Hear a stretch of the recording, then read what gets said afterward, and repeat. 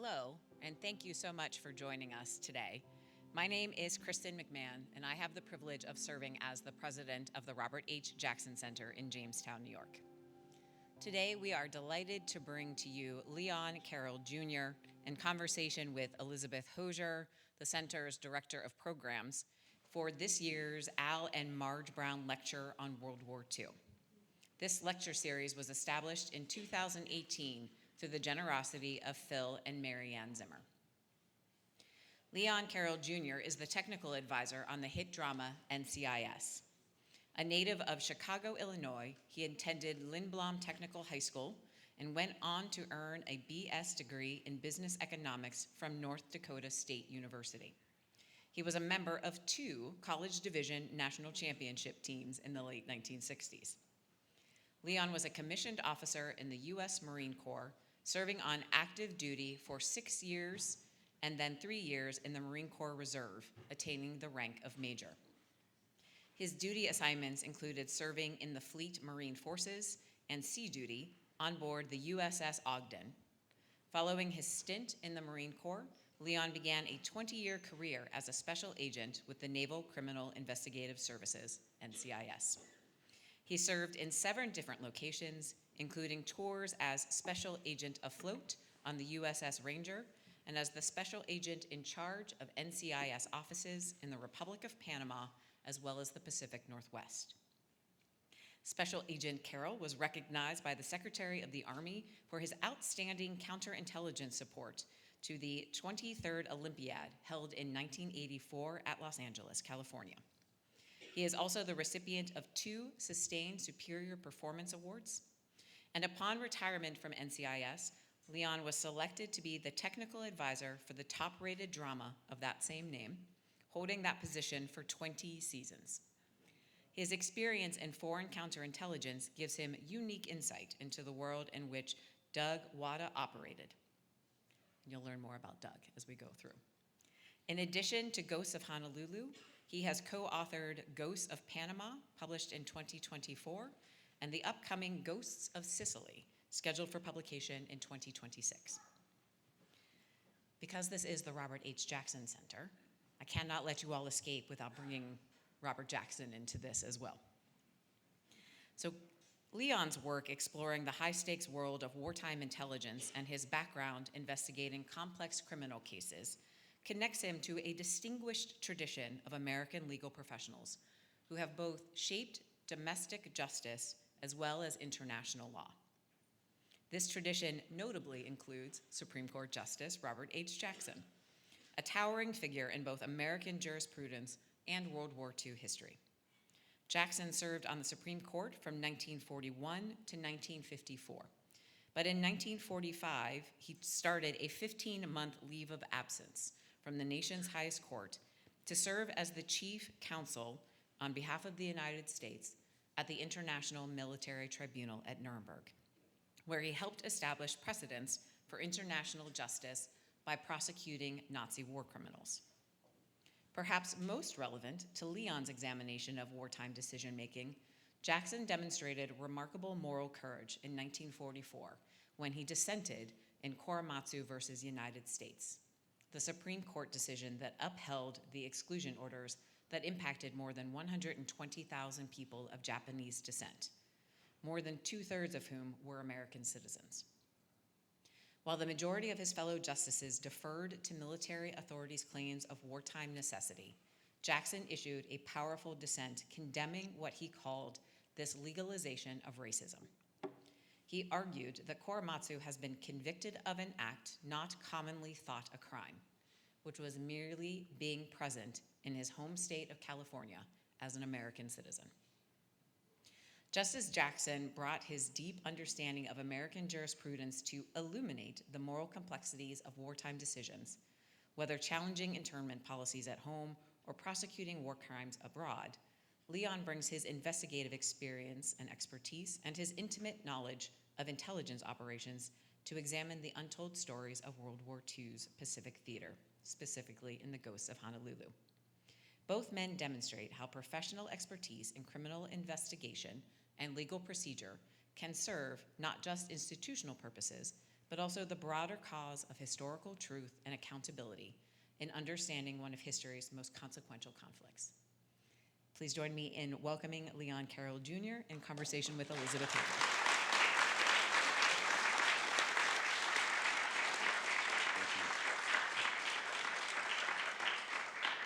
Thank you so much for being here tonight, Leon, and for coming all the way to Jamestown to join us. To start off, I wanted to ask, what first drew you to Douglas Wada's story, and why do you think his contributions to the intelligence community haven't been more widely recognized? Before I answer that question, can I ask Odin to come down? Odin sat through about an hour and a half today of an interview that his grandfather, Greg, did, and I was asked about a badge. So I'm going to make you a junior NCIS agent. And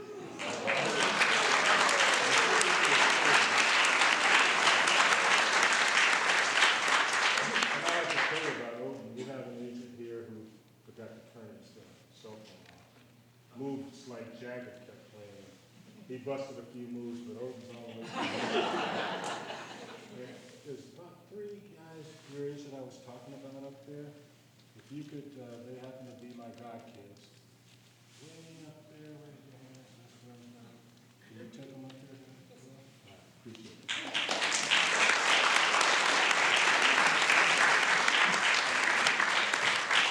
So the question was, what brought us to Wada? Well, I have to start this story, and my wife will kill me for telling another story. But it starts way before we actually made the decision to do the Doug Wada story. I'd been on the show for about 19 seasons, and after about 4 seasons, we kind of started to get wonky on the episodes as far as reality goes. First season, we would actually do shows that were based on real cases. About 4 or 5 seasons in, that changed. And Mark Harmon, who, he and I sat next to each other for almost 20 years, had lunch together almost for 20 years. And he said, hey, is this right? Does NCIS do this or do that? And, it was funny. I says, no, Mark, we don't. But this is a drama, not a documentary. And my marching orders are to keep it entertaining for the audience. And he says, well, one of these days, if we ever get a chance to do, real cases, some other way, we're going to do it. So 19 years in, he's gone from the show, and he calls me up. I'm still working the last season for me. And he says, Leon, know what we've been talking about for 20 years now? And I go, Mark, we sat next to each other for 19 years. We had lunch almost every day for that period of time. We talked about a lot of stuff, right? And he said, no. He says, telling stories about real people doing big things from the organization. And I said, wow, count me in. So we ended up having a meeting with his agents and a publisher. They asked me if I could come up with 5 different stories from real people, unknown, who have been involved in big things. And I was able to do that, and we came up with Wada, and he was the one that was selected. So that's the story behind how we got Doug Wada. All right, cool. And obviously, being in here, we're all a little bit of history nerds, and we like primary sources. And of course, we are lucky enough to have 2 of the main researchers behind the book in the audience tonight with Victor McPherson and Matt Parsons here. So I'm curious, what are some of the unique firsthand accounts that you guys were able to kind of dig up that uncovered that special behind-the-scenes glimpses into this story? So she's rephrased the question from what was posed to me originally. But that's great because it allows me to do what I was going to do anyway, and that is point out my friends Vic McPherson and Matt Parsons, who are on the second row here on the right. And they actually were the impetus behind the information. Now, Vic was probably around during World War II, but Matt nor I were. So when your question was, what sources did we go to? Well, obviously, the people that are in that book are pretty much all dead. And no one really knew Doug Wada, including myself.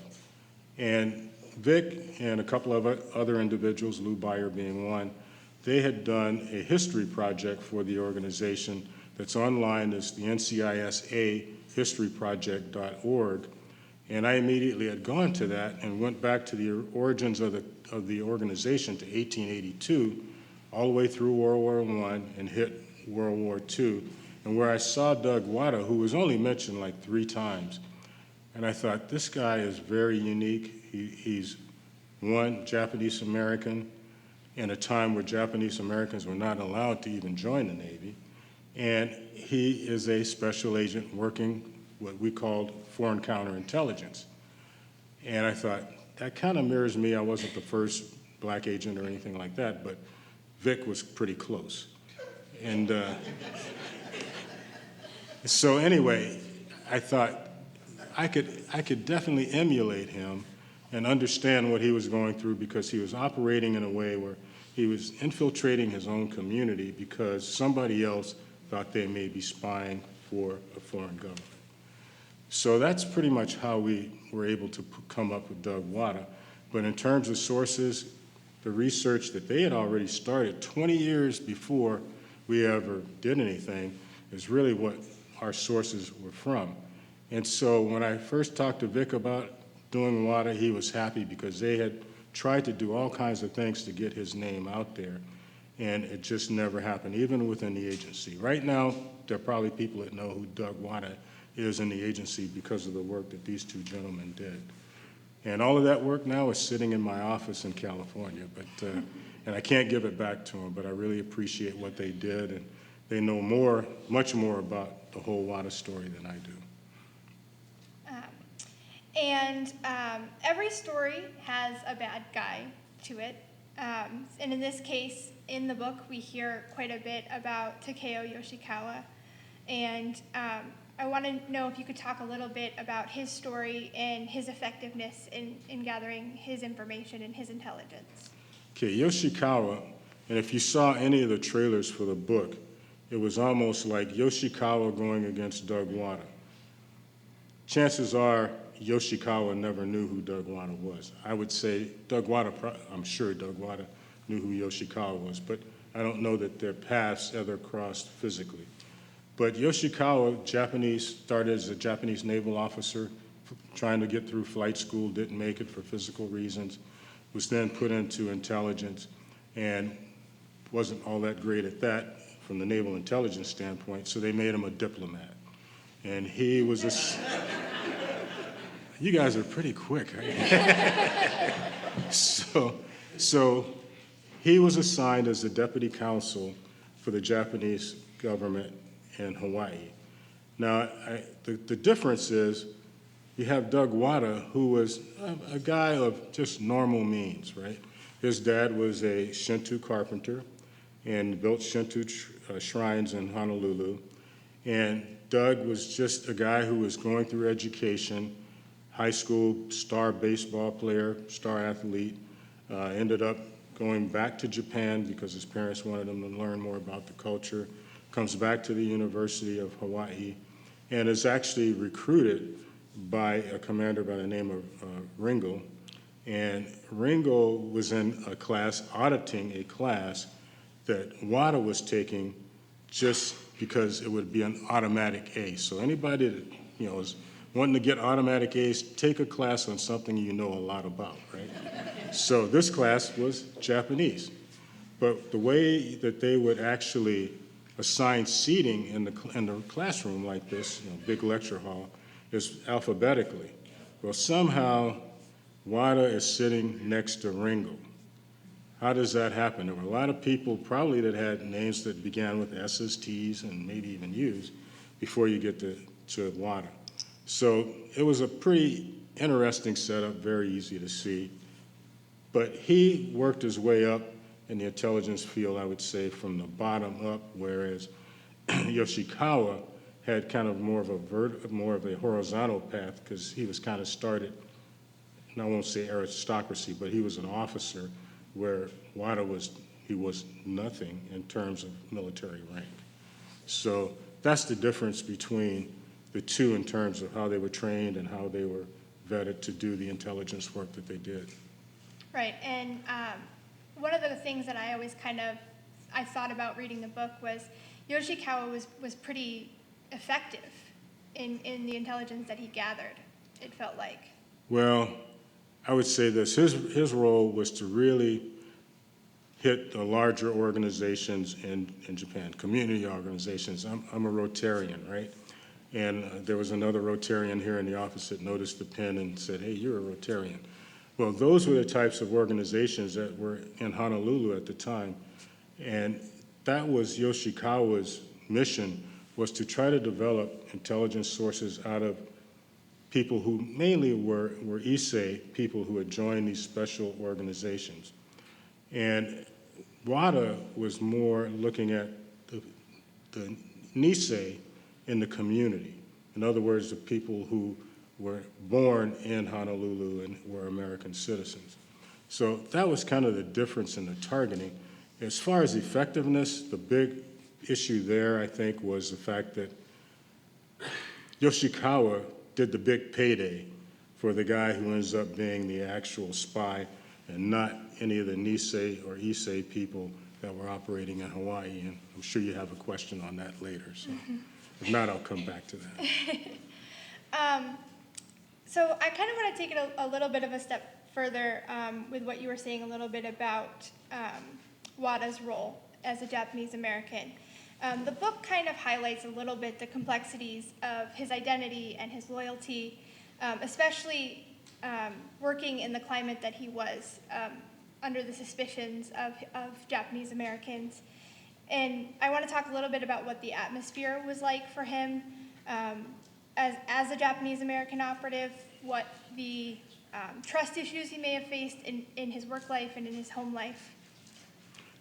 Well, that was something that all of us who work counterintelligence or even on the criminal side, if you're working undercover, you're always paranoid that somebody's going to make you, that somebody's going to feel like something's different about this guy, and they're going to go. So he had that, and I think he had the dilemma of his family, especially his dad, really wasn't as keen on things going on in America at the time. He was just doing his job. But most of the people that Doug Wada associated with were honest, hard-working people, born in Japan, working hard, and kind of like we've kind of gotten here, a little bit apathetic. And that kind of bothered Wada, that there wasn't as much concern about what was going on in the world. And so everybody was going about their lives, happy-go-lucky in Honolulu, whereas the government, our government, the United States government, had been seeing signs well before December 7th, that the Japanese imperial military was looking at basically being that third axis. And we have Hirohito over here on the board that someone has brought in. That autocratic belief that they could rule, in this case, Southeast China Seas, was pretty prevalent at that time. And who ruled those seas at the time, besides maybe China? It was China and the United States, basically, that were the top dogs in the Pacific at that time. And so our main base to the Pacific was at Pearl Harbor. And so the thought was, if the Japanese were going to attack anywhere, they were going to co-opt the people to watch these ships going in and out of Pearl Harbor. And that's what was being done. And I think Yoshikawa was trying to recruit people to do that. And as we go further in this whole story, he actually ended up not actually recruiting this person, but actually being the pay officer, so to speak. And not to get too deep into intelligence operations, but you have an intelligence officer that runs agents, and they end up paying them for information. And that's kind of more of what Yoshikawa was doing. So as we sit here in the Robert H. Jackson Center, and of course, Kristen mentioned his vigorous dissent in Korematsu, and we talk about a book about a Japanese American who helped solve the mystery of Pearl Harbor. How does Doug's story help us rethink about that dark stain in our history and help us learn how to distinguish fear from fact when we look at that moment in history? At that moment in history, it wasn't that much different than it is today, really. I think today is obviously much more sophisticated. But, you know, we tend to have our own beliefs, and often those beliefs are verified by periodicals, journalism, writing, and that type of thing. So I think one of the first things that Wada was actually tasked to do was go through Japanese journals, go through Japanese magazines to see what the people in Japan were, or people in Honolulu were reading, to see, you know, are they leaning in that direction? Are they leaning toward the U.S.? And I think what Wada felt, he was reading certain things, he was still in the community doing other things, but he came to the conclusion that the people that lived in Honolulu, of Nisei especially generation, were loyal Americans. And they were being ostracized, and we mentioned Robert H. Jackson and his dissent in the Supreme Court, to the point where there was this fear, and one of his taskings was to help provide a list of people that if we were attacked in Pearl Harbor, that these people would be picked up as people that are of known suspicion. So that's pretty much how he operated. In general, in the 1930s and 1940s, it was a pretty tense atmosphere in the world. And what would you say in the intelligence community people would be most surprised to learn about how it was operating? You know, I don't think people would be real surprised. I can say this: it wasn't like, you know, what you see in James Bond movies, right? And it never has been. And those of us who've worked the counterintelligence end of things know that, one, you have to be very, very patient, and the other thing is you're not going to have instantaneous gratification. And the other part that I think is happening now is when there's a failure, the first people that get looked at are the counterintelligence people, because our job is to make sure that attacks don't happen to this country like the 9/11 type of attacks. So I think that puts the pressure on us. But that doesn't show all of the successes that we've had. Now you can see in the paper, you know, 3 or 4 times a month where somebody has been arrested for spying. We've had from all different countries here recently. And that would happen in the 30s, probably not as much. I mean, if it was a big spy and they wanted to make a big deal out of it, then they would. But I would say more often than not, they would just, I would say, neutralized, not necessarily meaning killed, but they were taken out of operation so they couldn't harm, their information could not harm the country. And to that point, how would you say that spycraft from World War II to today is different? And were there any particular clever or innovative techniques that they used at that time? Wow. I would say, in doing the research and looking at the book, you know, it reminds me of them monitoring the console.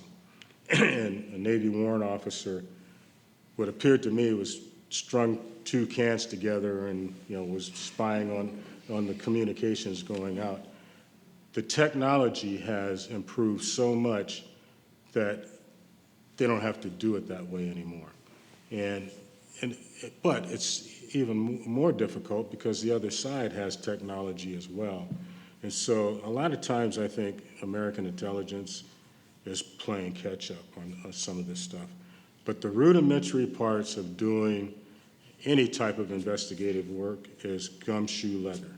And getting out there, talking to people, getting the information that's going around. And obviously, you're going to have somebody who, for whatever reason, is going to come to you and tell you things that you probably would not have already known. Now, what you have to do as a CI person is realize that person could be a provocateur. It could be actually working the other side. So it's a very challenging profession, as far as I could see. And actually, I'm so glad I did it for as many years as I did. I mean, a lot of guys get into law enforcement and want to kick in doors. I didn't want to break my foot, so I wasn't kicking too many doors.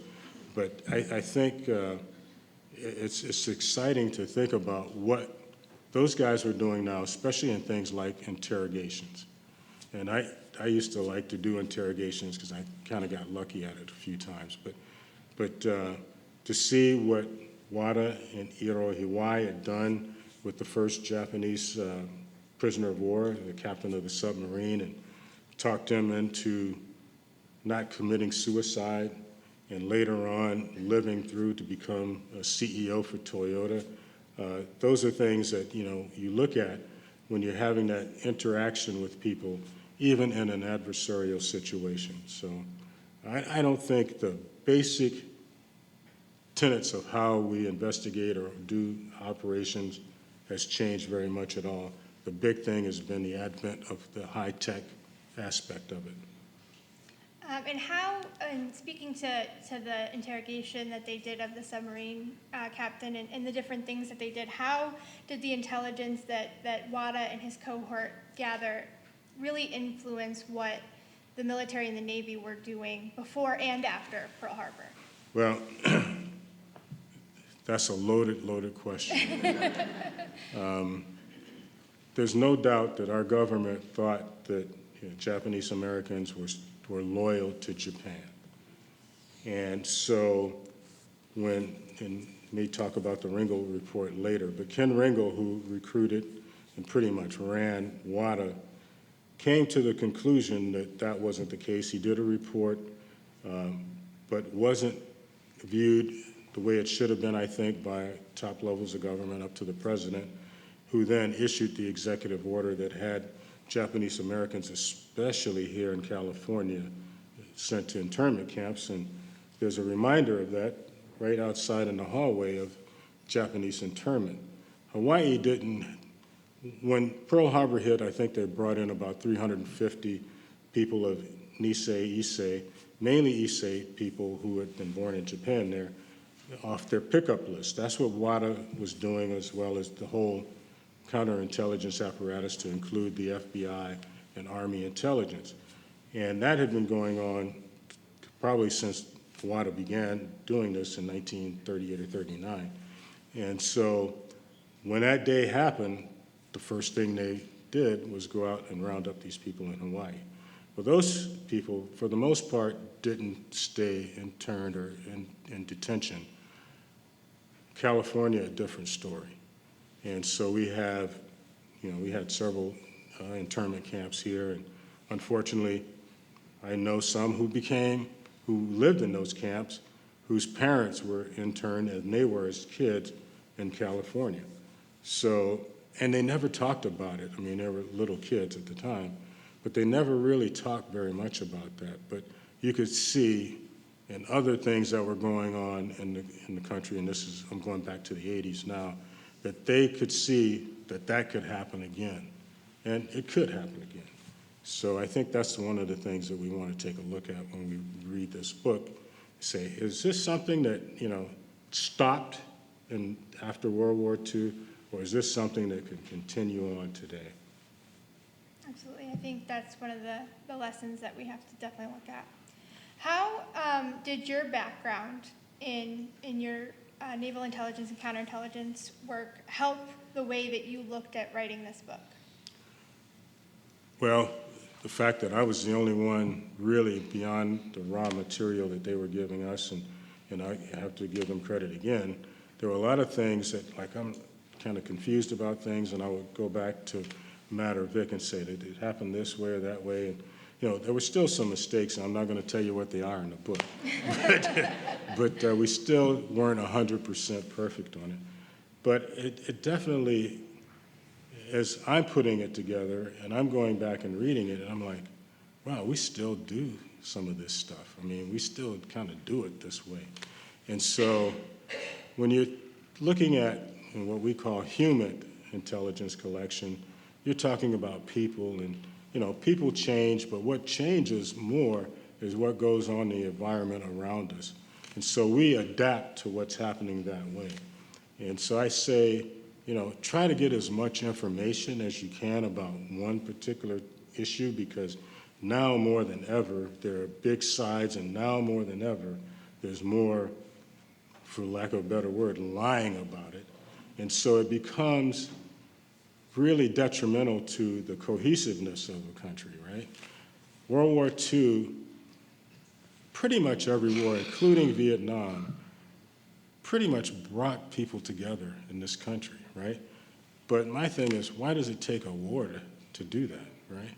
So, and I hate to see, and I thank God I didn't go to Vietnam, but I did spend a lot of time with people who were coming back from Vietnam, and it was not a pretty picture for them, and they really weren't treated correctly. And now at least, thank you for your service. For them, is really important. Same with the Korean War vets. And hopefully we don't have to have any big wars in the future, but it'll probably happen. Looking back, what lessons from the intelligence successes and failures leading up to Pearl Harbor do you think still resonate today in the military and intelligence communities? Well, I would say it's operational security overall.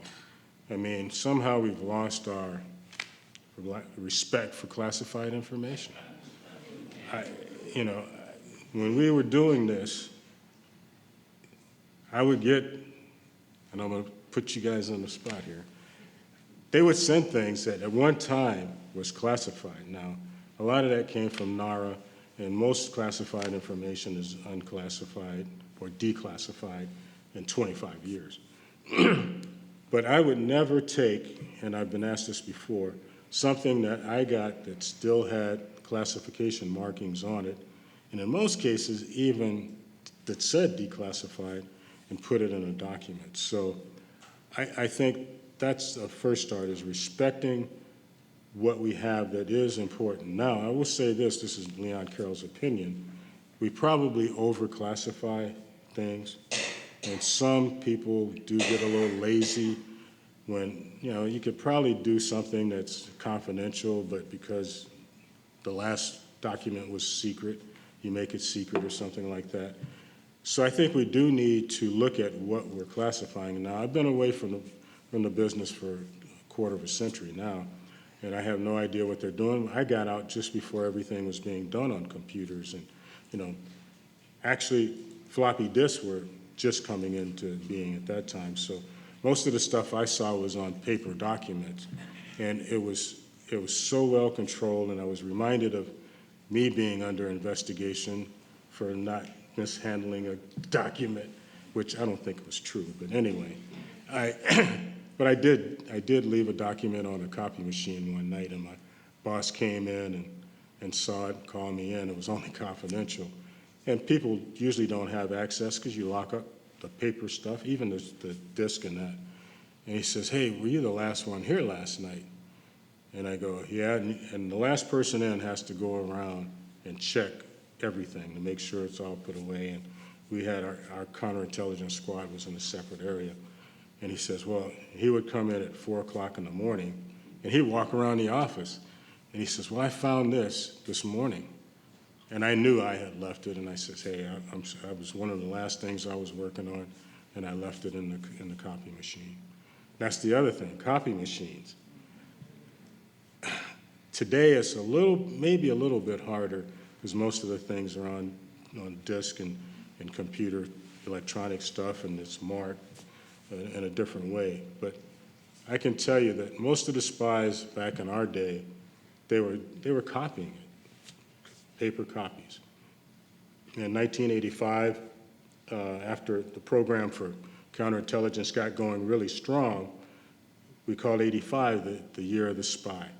And there were just spy cases coming left and right. And all of those, and Jonathan Parlett, who worked for our organization at that time, was one of those, and he was copying the information. And he got life, but now he's been released, I guess, to the Israelis. But that was a stain, and we've had a recent one within the last few years that was doing some spying for a Middle Eastern country. So. Based on your experience on the TV show NCIS, what do you think people most often misunderstand about the intelligence and counterintelligence work? I think if you are, and I see most of us here of the James Bond era, and you watch those spy movies, and I'm guilty of this as well, that's the excitement of doing that type of work. And even for me, looking at the old FBI show with Efrem Zimbalist Jr., I'm dating myself now, that was like, I want to be like that guy, you know, and chase Frank Nitti, who, you know, it's just total drama, right? Then you get into it, and it can be the most boring thing ever. It really can be. It's like, you know, I don't want to bore the kids here tonight, you know, about how it is to be a counter spy, so to speak. But the excitement in it is the challenge, and knowing that you're doing something that's for the better good of usually not only our society, because we work a lot with other foreign friendly governments, or we used to work with them. And I think it's very important that we understand that even though we have our own United States and we have our own intelligence agencies, I think there's 17 of them, working together. You know, when I'm working on an operation, I'm probably working here in the United States with the FBI. If it's out of the United States, it's with the CIA. And if we don't have that cohesive effort to work these cases, then the other side, who are more centralized, most of the other intelligence agencies, and I would doubt that there are many that have 17 separate agencies out there, it's dictatorial, it's down the line, I mean, it's, you know, check, lock, it's different. But we can fuse a lot of ideas and a lot of different technologies. And NCIS, by the way, is one that's done a lot of great things. I was with a group in the 80s. It's called the Office of Special Projects, OSP. And there were 5 or 6 of us that were involved and embedded with doing all the counterintelligence work for the Navy's future weapon sources and things of that nature. So that, to me, made it all worthwhile, because I knew, and when I see those different systems out there now, I can say, I remember when that was being birthed. And some of that stuff is now obsolete, by the way. But I think that's the thing that people are looking at now and say, well, what was it like then compared to now? And the excitement, like, of being on a TV show. We've done a few episodes where we've done high-tech, high-intelligence stuff, but not very many. But it's not like that. It's not nearly as exciting as what you see in the movies or on television. So be prepared to be bored. Be prepared to spend a lot of nights up late at night doing, you know, surveillances, counter-surveillances, that kind of thing. A lot of paperwork. A lot of paperwork. In fact, we used to say you either publish or you perish. And it's that part probably hasn't changed forever. And if you look at intelligence, depending on the type of intelligence report you're looking at, some of it is really, really detailed, but then you also have things that need immediate action. And so that may be in bullet points, and that needs to get out to the operators, you know, right away. And what I've seen has been going on lately has been really good with the technology that they have to get that information out there. What would you say was most challenging aspect of co-authoring Ghosts of Honolulu? Ooh. You know, being your first book, it's, and we were asked this a lot, did you ever dream of writing a book? And Mark goes, if he was here, he'd say, well, we never thought about doing that. And I would say, Mark, you know, speak for yourself, because when I was in like the 4th grade, I wrote a book because I was trying to impress this young girl in the 4th grade. Right? And so the intimidation of doing that. But I have to say, you know, if you get a good team, the people that are self-publishing, that's tough. And I know Vic he started to write a book on Wada. And I actually have those 25 pages. And I'm glad you got us to do the book, Vic, because he said he's not illiterate. Actually, I would write a book like a report, and they're not always very interesting. Mark, he's a communications major and obviously an actor and a producer. He would make it a little bit more exciting. So in terms of the difficulties of doing it, besides getting together on Zoom, because we wrote this mainly when COVID was running rampant, to get together on Zoom, in a way was a blessing, and the other way it was a curse, because the blessing was we had no place else to go but, sitting in front of our computer, basically. The curse was we couldn't get together and, do things face-to-face, and that was hard. Plus, we had a team of people who researched with our publisher, getting together with them. And then the other part that I didn't realize was the editing process. And when you're looking at film, post-production saves a lot of these shows, because if you look at the raw material, you'd go, why am I watching this, right? And so the same holds true in writing a book. But the thing is that the editors, they don't have the experience that I had of doing the operational stuff. They don't know the military. They don't know the acronyms. And so we submit a draft, and it comes back from the editor. In this book, we had one editor to begin with. And I'm going, why did he change that? Why did he do this? I mean, it was so frustrating. And then you go back and you're doing it, and it's a really onerous system. And it goes back. But what I didn't realize is not just one editor that looks at it. I would say on Honolulu, because we were rookies, probably 4 different shots at it from 4 different people looked at it. And then the publisher himself reads it. And then it goes to production. On our second book, I guess they thought, well, these guys needed more than one person to look at it the first time, so they assigned us 2 on the first draft, right?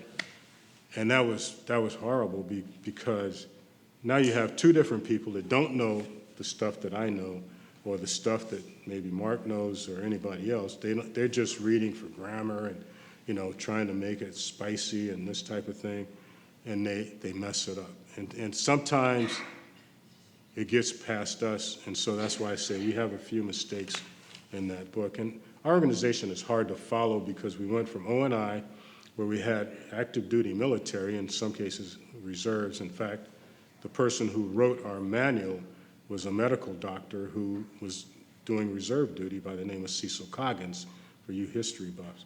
So we went from that to some civilian agents, then some active duty and Navy intelligence officers.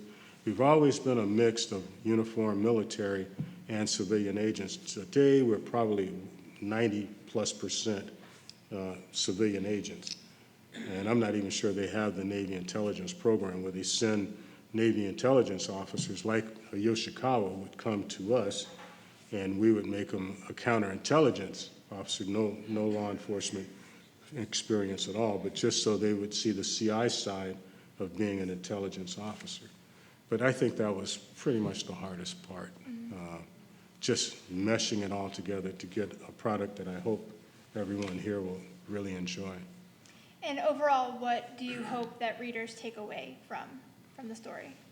Well, I hope you enjoy it. I mean, I know we have, how many people have actually read the book already?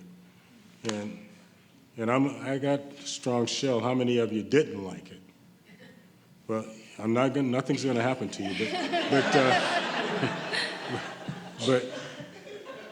but that was one of the things that I thought was very interesting, because when Mark and I did it, we never looked at numbers and how much we were going to make, and he doesn't need any money, and I'm not turning any money back, but I'm not broke either. And so we never looked at it that way. We wanted to tell stories of unknown NCIS people involved in big operations. And I think we succeeded in doing that with Doug Wada, because not only was he unknown to the general public, he was unknown within our own organization. And hopefully our future books will be able to do the same thing. I know Panama, and I don't know if you're going to ask a little bit about that, but getting back to Honolulu, looking at ratings. So when you buy on Amazon and you make your comments, and I'm not one to really look at that, and I'm not on any social media, but the ones I do look at are the ones that people say they didn't like it, which, you know, we have probably about a 90% like rating, like 4 stars. I think we're 4.5 or something like that. And actually, I would say of those that had issues, I agreed with them. And it was something that probably was a blind spot for Mark and I, that we try not to make the same mistakes again. Panama was a lot different because you had asked earlier about the sources.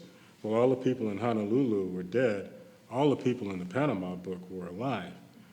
And the tension that I had about how the Japanese Americans would look at Honolulu, I had the same problem with what we did in Panama from other agents who were still alive, listening to agents that we interviewed in the book, some of whom kind of like badmouth their buddies, right, or their boss. The boss I don't mind, but the buddies, that's a different story. And so I stayed up awake at night thinking, whoa, and because I know all of these people, right? And so I'm like, what are they going to think? But you know what? Nothing came back, and we're telling their truth, their experience of what happened in 1989. And again, we're telling Wada's truth as to what happened from like 1938 all the way up, actually, into 1975, although the book stops pretty much between 45 and 50 when he was involved with the tribunals in Japan. But he was a great guy, tried to find people who knew him, and that was interesting because I couldn't find, there were agents that knew of him, older agents that had been around. And funny story, I don't know how we're on time, but funny story right away was that I lost my train of thought, I haven't seen the moment. But with Wada, again, what was it talking? Older agents that Older agents in the office. So it happens to you when you hit 3/4 of a century old, right? But there were things that were going on that he didn't know. Quick story, we have a guy by the name of Roy Mustoller who's going to turn 100 years old. He was in the office the same time as Doug Wada was. And I asked him, I says, hey, Roy, did you know Doug Wada? He goes, oh.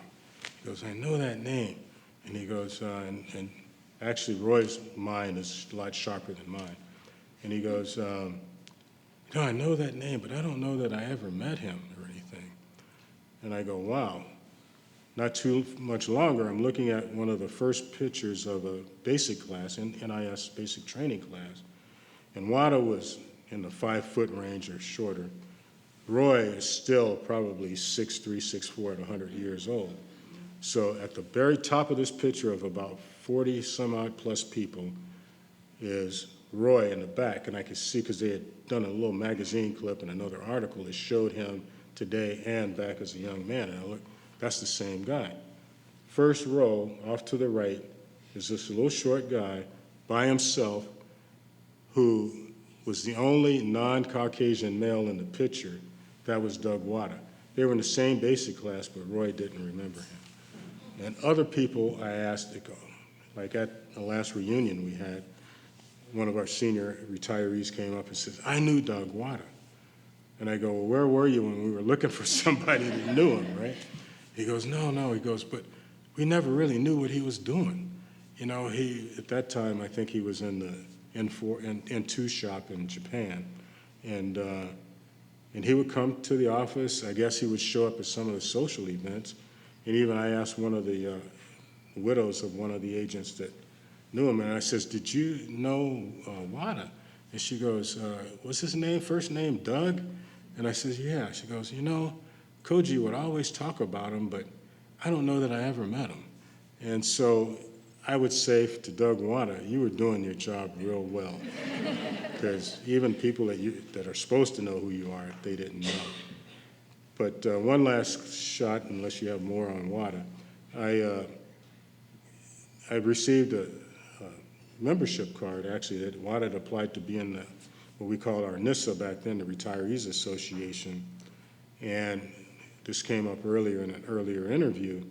And he signed his title as Special Agent, and in parentheses it said undercover. And so that's a fitting ending to, what I think was the Doug Wada story. My last question would be, we talked about that you guys have done Ghost of Panama, and in her opening, Kristen mentioned Ghost of Sicily. So where are you guys headed next in this series? Well, I don't think I'm speaking out of school since we already signed a contract, but we're going back to World War II. The name of the book right now, and these kind of change, but I don't think this one is going to, is going to be called Ghosts of Sicily. And it's going to be about the Naval Intelligence, NIS at that time, ONI, involvement with dealing with the mob in New York and working with them to go against Mussolini in Italy. So it should be a very, very good book. We have to have the manuscript in September, I think, and it'll probably be out in April of 2026. Sounds very interesting. Do we have time to?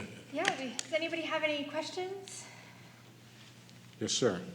Did you spend any time in Oahu? Have you lived there or have you spent time there? I went through there twice, and each time I was ready to leave when it was time to go. But I'm just island. I would get island fever. It's a beautiful place. We have a field office in Hawaii, and I was actually there on an inspection, I believe the last time I was there. And the ship I was on, we stopped there. The small boy I was on, the Gator, we stopped there, and the carrier that I was on, we bypassed it. But we have a pretty active office in Honolulu, and in fact, the NCIS show, Hawaii, got a lot of support from our folks over there. Unfortunately, that show only lasted about 4 seasons, I think it was, and they shut down shop. Cost of production is very high in Hawaii. So, but yeah, I have been there twice. I spent more time on Guam thanks to my buddy over there, but Guam is now building up as well, and we enjoyed being there for the short period of time we were there. But they're bringing the Marines from Okinawa to Guam, and that was starting when I was there 2003 or 4, I believe it was. Well, actually, probably 2002. Any other questions? Yes, ma'am. What's the psychological impact on you as a spy? On me, just making sure my wife is happy at home, and and those late night calls that I can't talk about, aren't suspected of some woman calling the place, that kind of thing. But I think the pressure is more on, if you're overseas, it's a problem. And that was one of the concerns that I had, not for myself, but for the other people that are operating, who are actually running agents. And I don't want to get into too much sources and methods here, but if you don't have diplomatic cover, you could be swept up. Like, we haven't had agents that I know of that have, but we've had people that we've worked that have been. And you're responsible for anybody you're running as an intelligence officer. So that can keep you awake for sure. And then when you're reading the news and something's happening that's on the periphery, and you're like, I got to get my guy out of there, or gal, those things do wear on you. But in terms of my own personal danger aspect, and Matt can probably attest to this as well, it's less, and it's almost non-existent in the United States. But if you're overseas, you do have to be careful. I mean, when I was in Panama, for sure I had to be careful, and my guys definitely had to be careful. Any other questions? Go ahead. Yes, sir. I have a thought I was thinking on. You mentioned about how intelligence is today.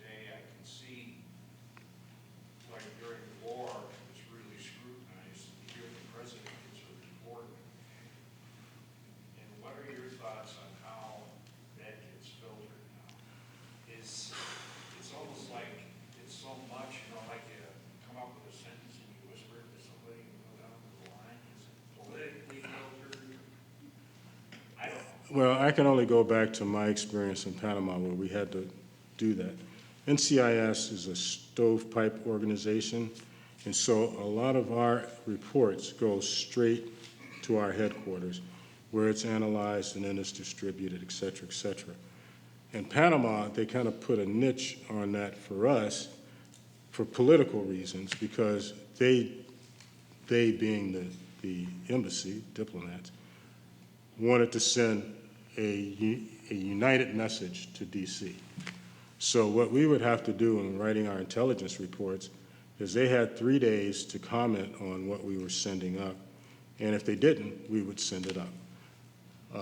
So when you ask about filtered information, the reason why I wrote the Panama book and talked Mark into it was because information that our agents had received from one of their sources was read to us when they talked about invading Panama, when George Herbert Walker Bush was on all the news stations saying, hey, we're going. He was reading off of an intelligence action, investigative action done by one of our agents in that office, and this was before I was down there, so I can't take credit for it. But I was looking at the report for destruction, and I'm like, I've heard this before, verbatim. And I went back on the internet and I go, wow, this is exactly what George Herbert Walker Bush said when he said we're going in when Lieutenant Paz was killed and a Navy SEAL and his wife had been abducted by the Panamanian National Police. So that, I wanted to tell that story because nobody knew about Rick Yell. Nobody knew about, Mike Janekow and Ted Fahy and any of those guys. Not that they really wanted anybody to know about it, but for the agency to have been instrumental in that decision being made, I think was something that 40 years later, people should know about. I saw a question towards the top. Yes. You use the word guys more than once, and I'm assuming that means men. If I'm correct on that, were there any women involved in counterintelligence as well? Back in those days, not as probably intelligence officers. Back when I say in those days, in Doug Wada's era, although not officially, but obviously women were they're behind us all the time. Now, when I was in Panama, 1991 to 1993, out of the, probably 15 or 20 agents that I had rolling through, only one was female. And she worked criminal cases. She was a door kicker. So now that's changed, and I don't think there's any determination. One of the things, and this happened with Doug Wada, it happened with me, is that if there's I think what, and not to go racial on this, but when you have an organization that's all one race, and then you have crimes or suspicions of people of other races, and you're trying to really infiltrate and find that person, you don't want somebody that's going to stick out like a sore thumb. And I'll give you one example. When I was doing a drug thing, and somebody else's case, but I was sent to do a shallow undercover, but the choice was between me, a black agent, and a white female to go in with a source who was Hispanic to buy, at that time it was marijuana. And the case agent asked the source, CW, who he wanted to go in with him. She was a lot better looking than me, and she probably would have done a great job in that role, but he picked me to go in there. And it was because of what was going on in this house where we had to buy the drugs. And there were women there. And do I think she would have stood out like a sore thumb? Probably not. But that was the mentality at that time. So now we're a much more diverse organization than we probably have ever been. There are women at the higher levels. In fact, the special agent in charge of the Hawaii office is actually from Hawaii, and she's ethnic, I believe, Chinese. So it's different now than it was back even in my day certainly different from when it was Wada's day. All right, one last question. Oh, yep, go ahead. Yeah, question for you, having just come back from Japan a couple weeks ago. I was really surprised by the level of cooperation and partnership between the Japanese government and the U.S. and the people. And that's a big transition from the story that you've been describing, World War II era. And we're seeing that in the defense side, right? It's public release that there's co-production, there's co-development activities taking place with Japan. So what do you feel like are the key drivers that allowed us to get from this environment in World War II to where we are today? It's been about, I would say, 50 years of being away from World War II. I told this story earlier today in an interview, and this is when my wife and I, Jackie, was up top, and I need to get one more question because I saw a hand in the shadows up there. But we were there, and we would go to the Chamorro village every Wednesday night for dinner in Guam. And so earlier that day, I think we had toured the Guam battleground. And on one side of it, and I don't know if you've been there, if you have, you'll know what I'm talking about. On one side is kind of the American story of what happened. On the other side is the Japanese story. So I'm looking at some of the papers, and they're using the pejorative for Japanese people and all of that in the headlines and that kind of thing. And it kind of shocked me because even in our day, I mean, I don't remember hearing that word very often. And then you go on the other side, it's in Japanese. So we're standing in line, and this young couple had two young kids. I would say they were in their 30s, probably in their 30s.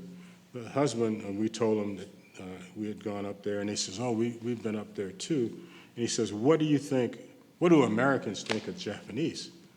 And it caught me off guard because I had never really thought about that. And my only response was, well, I know I love your electronic products, right? So, and then it dawned on me, he had just been up there and he had been reading this stuff from papers from World War II.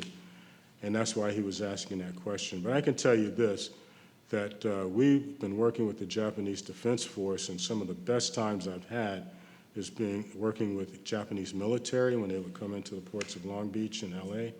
And very professional people, but they are strictly a defense force, which allows them to focus on doing other things like, you know, doing the technology. When I was a kid, you didn't want to buy anything made in Japan. Now my whole house is probably made in Japan.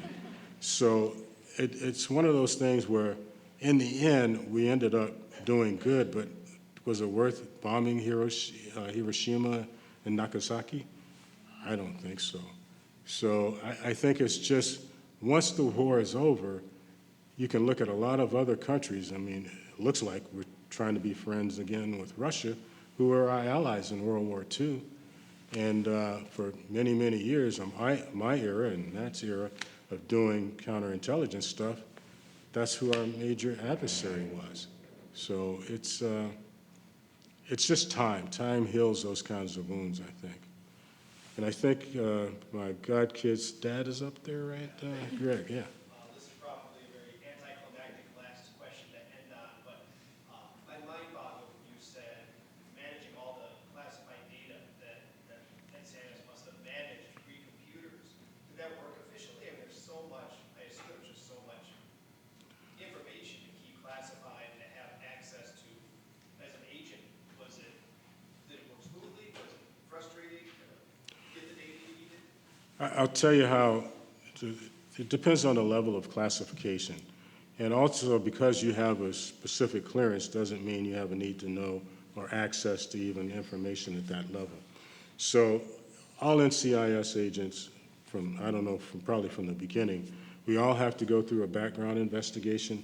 We all have top secret clearances. Moving forward from that, people like Matt and I, who probably did operations, we had another carve-out, so to speak, that we had access to, and other people, even in our office, did not have access to that information. That information is inventoried all the time. And that's why it's kind of disheartening to see what we've seen in the last few years with where some of this stuff has ended up. So the documents, I remember even being in special programs and that, you have a special security officer whose job is to make sure all of that stuff is where it's supposed to be, and it's inventory all the time. Now, I can't tell you about the electronic stuff. I think there are different ways that they do test that and trap that. We have two nets now, NIPRNet and SIPRNet. One does unclassified, the other does classified. And some of the stuff recently, I don't know how they get interposed. Matt probably can tell you that. He's a computer guy.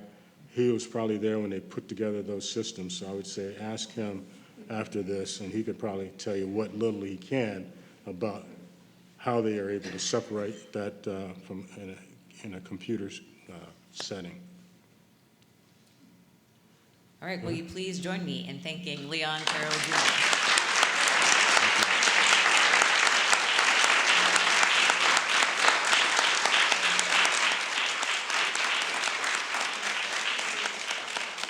Thank you very much for joining us today for our Al and Marge Brown lecture on World War II, and I hope we have provided you both with food for thought and some new reading material.